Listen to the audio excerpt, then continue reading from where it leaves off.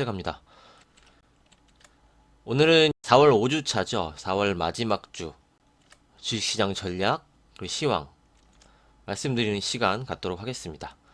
먼저 이제 금요일 어제죠. 금요일장은 미국장이 자본이득세 2배 정도 이제 인상을 추진한다는 내용이 나오면서 미국장이 여기에 좀 충격을 받았죠. 이게 아무래도 좀 빅테크 기업에는 좀 악재로 작용을 한다 이런 내용이 나오면서 미국장이 좀 조정을 좀 마무리를 하는 위치였었거든요. 조정이 좀 마무리가 되는 위치에서 이런 내용이 나오면서 추가적으로 한 번 더 좀 하락을 하고 그런 모습이 좀 나왔습니다. 그런 모습이 나와서 우리 시장이 장 초반에 좀 영향을 받았어요. 장 초반에 좀 크게 좀 하락을 하고 그런 모습이 좀 나왔지만 수급이 좀 개선이 됐어요. 이제 파생 포지션도 좀 정리가 좀 되고 아직도 시장에 좀 대기 매수세가 좀 있습니다. 이제 그런 부분으로 좀 우리 시장도 다시 좀 양봉을 만들어주고 이제 상승 마감을 해주는 그런 모습인데 뭐 이전부터 시황은 계속적으로 말씀드렸어요. 이렇게 좀 내려가는 구조가 아니고 이렇게 오르락 내리락 이제 코스피는 할 수가 있는데 여기서 이제 21선 정도도 한번 볼 수 있다 좀 말씀을 좀 드렸죠. 21선을 정확히 지금 터치를 하고 이렇게 반등이 나오는 그런 상황입니다. 근데 오늘 좀 기술적으로 좀 봐드리고요. 여기에 대한 좀 근거가 있었어요. 이제 시장을 추가적으로 계속 하락을 할 수 없는 구조가 역시 지금은 뭐 악재가 없죠. 악재가 뭐 나올 만한 상황이 없는 것이고 지금 뭐 10년물 채권 금리를 요새 많이 봐요. 근데 원래는 자 이거죠. 어제 마감으로 좀 1.5%예요. 미국 10년물 채권 금리가 이게 원래 주식시장에서 그렇게 크게 막 영향을 받고 그러진 않거든요. 근데 올해는 이제 유동성이 좀 풀리면서 이제 테이퍼링에 대한 스트레스, 뭐 금리에 대한 스트레스가 있기 때문에 조금씩 이제 좀 반영을 받는 것이지. 이 부분도 이제 올해 지나가고 내년이 되면은 이제 쏙 들어갈 겁니다. 한번 보세요. 그러니까 이 10년물 채권 금리 자체가 주식 시장에 뭐 크게 영향을 미치고 그러지 않았었습니다. 여태까지는. 네, 말씀드렸던 대로 지금 뭐 유동성과 저금리 시대로 지금 시장이 올라왔기 때문에 올해 정도는 계속적으로 좀 영향을 좀 받을 거라고 좀 생각을 합니다. 그렇게 좀 보시면 될 것 같습니다. 보는 김에 말씀드리면은 이제 10년물 채권 금리도 계속적으로 좀 하락을 하고 있죠. 그렇기 때문에 이게 뭐 돌발적으로 나와서 악재로 또 작용을 할 수 있는 그런 부분이 아닌 거죠. 이게 1.7% 이상까지도 한번 갔었으니까 급격하게 뭐 이렇게 다시 상승을 하는 게 아니면은 뭐 시장에 당분간은 크게 영향을 주지 않을 거라고 좀 생각을 합니다. 자, 그리고 제가 봤던 부분이 이 부분이에요. 왜 시장이 지속적으로 하락을 할 수가 없느냐 하면은 이틀 전이거든요. 그저께 ECB, 유럽 중앙은행이에요. 미국에서는 페드죠.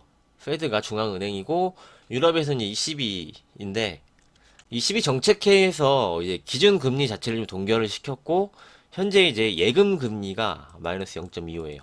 마이너스 0.25%고 기준금리가 마이너스 0%입니다.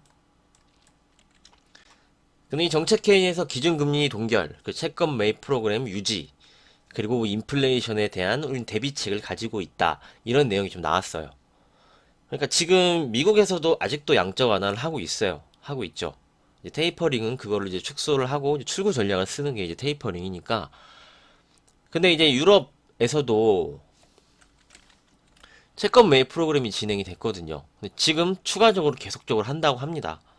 그러니까 유동성 공급을 시장에 계속적으로 해준다는 거죠. 미국도 그렇고 유럽도 그렇고.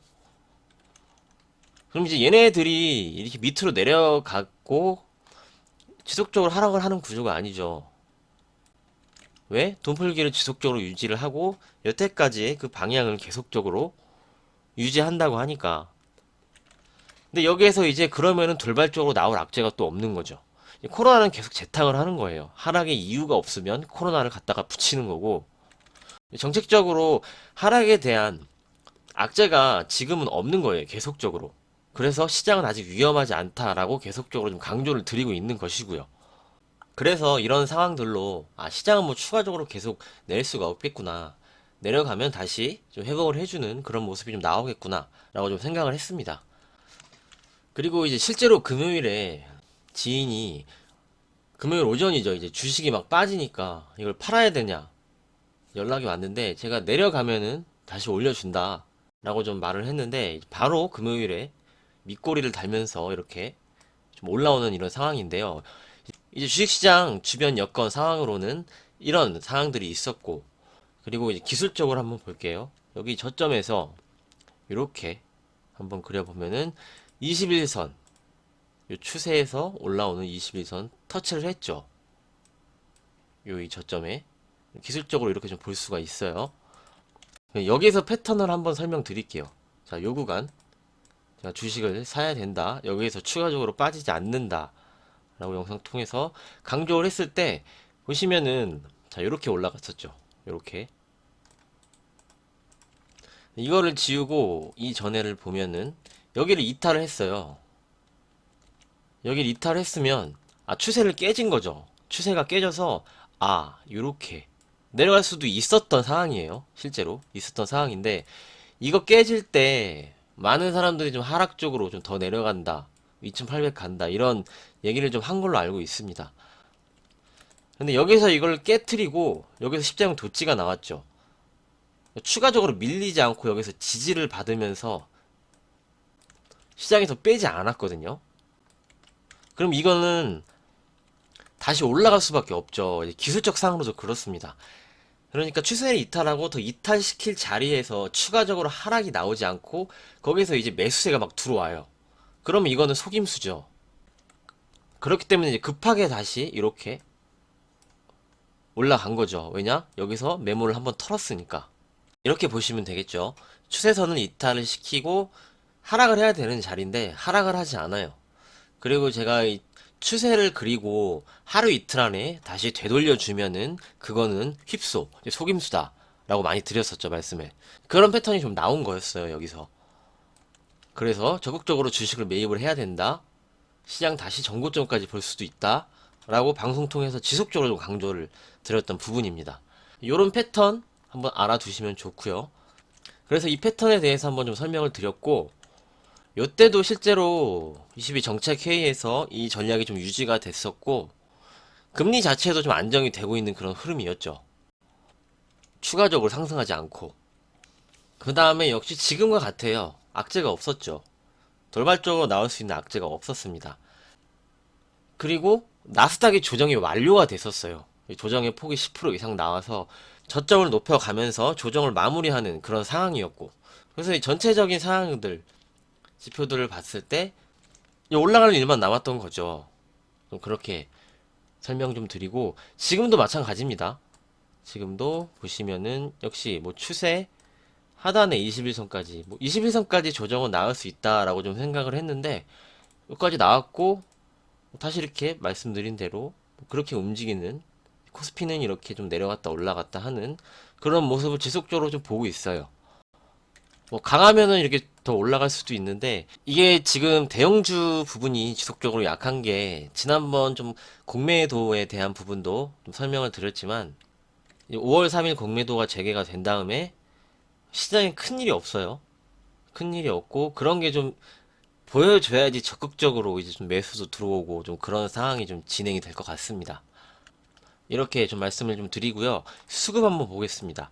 수급이 좀 개선이 되는 흐름이 좀 나왔죠. 현물 코스피에서는 크게 또 외국인이 매도가 나오는 그런 모습이 아니고 240억 정도 매도가 나오고 기간은 2100억 매도가 나왔는데 주범이 연기금이었어요. 연기금이었고 이제 코스닥은 양매수가 들어왔습니다. 코스닥이 계속적으로 더 강할 수 있다라고 강조를 지금 지속적으로 좀 드리고 있어요. 흐름상 좀 그렇게 구조가 좀 그래요, 지금. 역시 뭐 공매도 부분도 계속적으로 매수가 강하게 대형주 쪽으로 좀 들어오는 상황도 아니고, 기술적으로도 좀 설명을 많이 드렸었죠. 코스닥은 좀 뒤에서 보고요. 선물 시장, 옵션 시장에서 외국인이 이제 6,100억을 선물을 환매수를 해줬습니다. 얼마 전에 1조 매도를 한 것을. 그래서 장난치는 거죠, 지금. 장난을 치는데, 이 부분 되게 긍정적이죠. 그리고 이제 풋옵션을 300억 이상을 샀는데 그것도 좀 정리가 되는 흐름이 좀 나왔어요. 오히려 이제 개인을 좀 하방 쪽, 풋옵션 쪽으로 좀 몰았네요. 그렇죠. 수급에서 좀 개선이 되면서 시장이 공포를 한번 살짝 주고 21선까지 조정을 받고 급하게 튀어오르는 이런 상황. 이게 외국인이 선물 매수를 좀 강하게 하면서 시장이 반등을 좀 강하게 했다. 그리고 시장에 대한 대기 매수세도 아직도 좀 많이 있고 이 타이밍에 그리고 지금 아시겠지만 비트코인이 급락을 했어요. 뭐 우리는 이제 코인은 하지 않고 이제 주식을 하는 투자자들이죠. 그런데 이제 비트코인이 하락을 하고 코인 시장이 많이 흔들리게 되면은 주식시장으로 돈이 다시 좀 들어올 수 있다고 좀 생각을 합니다. 저번에도 말씀드렸지만 코인은 실체가 없죠. 가치를 좀 매길 수가 없기 때문에 굉장히 위험한 거예요. 주식은 우리가 가치를 매길 수 있죠. 이 회사의 성장성과 어떤 사업을 하는지, 그리고 자산을 얼마나 갖고 있고, 뭐 부동산도 그렇고, 네, 금융자산이 얼마나 있고, 이게 우리는 다 볼 수가 있어요. 근데 코인은 그런 게 아니잖아요. 그래서 코인 투자는 좀 조심하셔야 됩니다. 다시 말씀을 드리지만. 이렇게 좀 말씀을 드리고요. 계속적으로 좀 시장 보겠습니다. 그래서 이제 수급이 좀 개선이 되는 그런 흐름. 환율을 보시면은 요 밴드에서 계속적으로 움직이고 있어요. 환율은 아직 뭐 특이한 상황이 없다. 우리가 보시는 대로 그대로 보시면 되고요. 다음으로 이제 코스닥 한번 보겠습니다. 코스닥이 더 강한 이유가 역시 기술적으로도 전고점을 넘어가고 조정이 나오면은 빠르게 돌리려고 할 것이다 말씀을 드렸죠. 지금 조정이 나오고 계속적으로 지금 코스피보다 강한 흐름이 나오고 있어요. 코스닥이 거래 대금 그리고 이 거래량 여기서 거래량이 추가적으로 더 증가를 하고 있죠. 오히려 매수세가 코스닥에 들어오는 그런 상황이에요. 코스닥도 이 흐름 뭐 지속적으로 보고 있습니다. 그래서 이렇게 좀 시장, 양시장 좀 보시면 될 것 같고요. 다음 주, 4월 마지막 주는 여기에 맞춰서 시장 잘 대응하시면 될 것 같습니다. 뭐 당분간은 그래요. 그렇고 역시 이전에 말씀드렸던 이 테이퍼링에 대한 그 스트레스가 뭐 빠르면 6월에 나올 수도 있을 것 같다라고 말씀드렸죠. 그게 뭐 이제 7, 8월에 나올 수도 있고, 근데 이제 빠르면 6월 정도가 되는 거죠. 이제 기간 자체가. 그렇기 때문에 이제 그 전에 한번 시장의 흐름이 좀 중요할 것 같습니다. 그래서 아직까지도 뭐 4월 계속적으로 같은 관점이고, 5월 이제 중순 이후부터 6월 요 구간의 시장을 한번 봐야 되죠, 우리가. 이 말은 제가 뭐 3월 말 이때부터 말씀을 드렸으니까 그 기간에 시장이 좀 어떻게 움직이는지 돌아가는 좀 판세가 다시 뭐 금리가 좀 들썩거리거나 뭐 인플레이션 뭐 지표들을 좀 확인을 해야겠죠. 그리고 이제 경기가 빠르게 회복이 되고 있는지 이런 부분을 보면서 그때가 정말 좀 중요하다고 좀 생각을 합니다. 그때도 지금 이런 구조가 좀 유지가 되면은 시장은 뭐 충격에서 좀 벗어나겠죠. 하지만 지금과 좀 다른 구조라면은 우리가 좀 거기에 대해서 좀 대비를 해야 될 거고요. 이건 아직 기간이 좀 남았으니까 뭐 그때 가서 차근차근 또 보면서 전략 통해서 좀 말씀드리도록 하겠습니다. 자, 명품 시황은 여기까지 좀 말씀드리도록 하고요. 다음 영상으로 이제 종목들 좀 봐야 될 것 같아요. 이제 업종 분석도 좀 보고 5G에 대해서도 좀 보고 다음 영상은 이 내용 좀 준비해서 찾아뵙도록 하겠습니다. 오늘도 영상 봐주셔서 감사드리고요. 주말 즐겁게 보내시길 바랍니다. 여기까지 하겠습니다. 감사합니다.